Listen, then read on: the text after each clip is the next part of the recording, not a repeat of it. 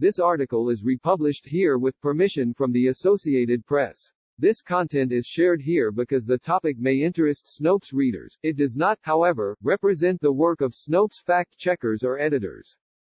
Washington, AP, the Democratic-controlled House approved a bill Friday to make the District of Columbia the 51st state, saying Congress has both the moral obligation and constitutional authority to ensure that the city's 700,000 residents are allowed full voting rights, no longer subject to taxation without representation.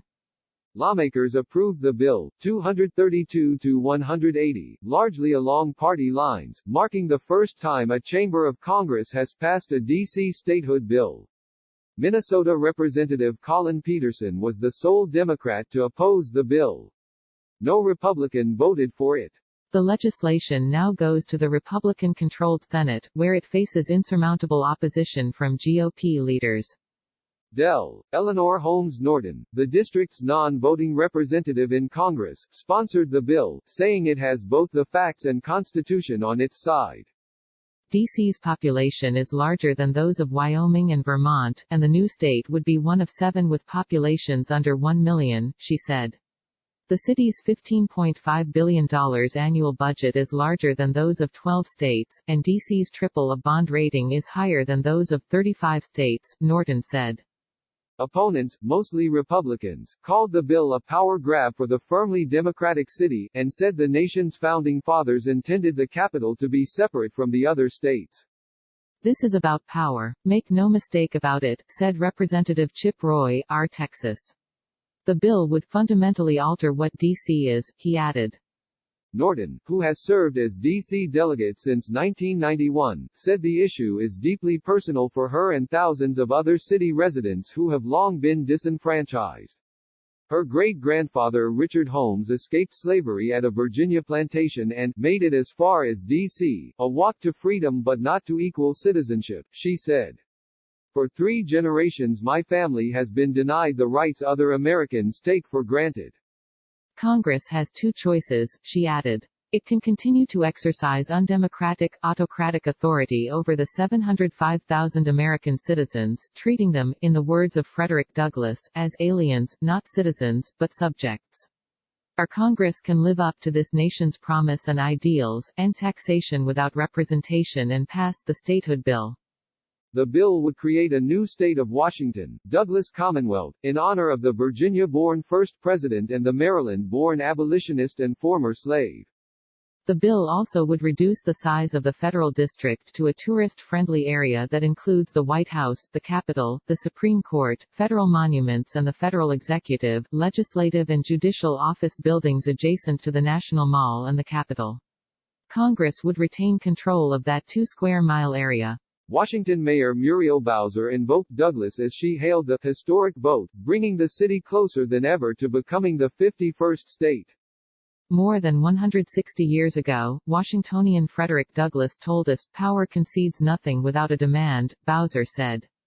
As Washingtonians and as taxpaying American citizens, we are demanding what is owed to us, the rights guaranteed to us by the U.S. Constitution. It is past time to fix this injustice. Senator Tom Cotton, R. blasted the bill ahead of the House vote. In a Senate speech, he dismissed Washington, D.C., as a city with little more to offer than lobbyists and federal workers.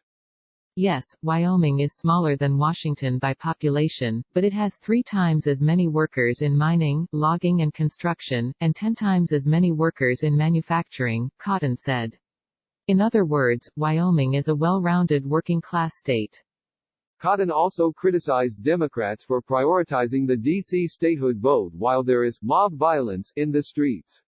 Recent protests near the White House required force by federal law enforcement officers under federal control, he said. Would you trust Mayor Bowser to keep Washington safe if she were given the powers of a governor? Would you trust Marion Barry? Cotton added, referring to current and former mayors, both black. Cotton's remarks stirred outrage on social media, with many describing the remarks as racist. D.C. has a large African American population and was once known as Chocolate City, although it is no longer majority black.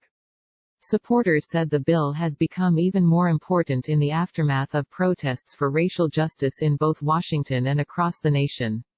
Democratic leaders scheduled the vote after the Trump administration's much-criticized move to use federal forces to clear Lafayette Square near the White House of peaceful protesters so that President Donald Trump could trumpet his law and order credentials in a photo op. There shouldn't be troops from other states in Washington, D.C., said Bowser. There shouldn't be federal forces advancing against Americans, and there very definitely shouldn't be soldiers stationed around our city waiting for the go to attack Americans in a local policing matter. Trump said last month that D.C. will never be a state because it would likely mean 2 more Democratic senators. No, thank you. That'll never happen, he said. But House Majority Leader Steny Hoyer, DMD, said the rights of D.C. residents should transcend political calculations. We are the only free country in the world, from all our research, that doesn't have a voting member of their parliament in their country. We call our parliament Congress, Hoyer said.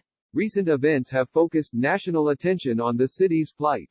Earlier this year, when Congress passed the CARES Act stimulus package, the capital was classified as a territory rather than a state, a distinction that cost Washington more than $700 million in federal funding.